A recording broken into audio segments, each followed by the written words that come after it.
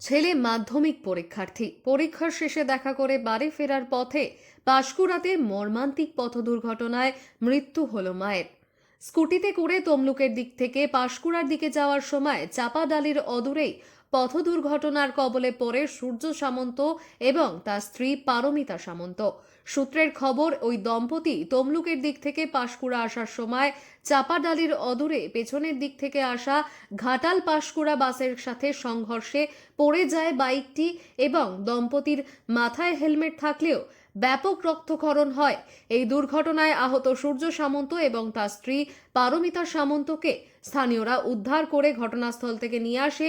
Panskura traffic police উদ্ধার করে বড়মা হাসপাতালে নিয়ে আসা হয়। ওই দুর্ঘটনায় মৃত্যু হয় পারমিতা সামন্তের, আহত হয় সূর্য সামন্ত। সূত্রের খবর, ছেলে সম্রাট সামন্ত এবছর মাধ্যমিক পরীক্ষা দিচ্ছে। তমলুক হ্যামিল্টন হাই স্কুলের ছাত্র, আর তার সঙ্গেই দেখা করতে গিয়েছিলেন সূর্য সামন্ত এবং তার স্ত্রী।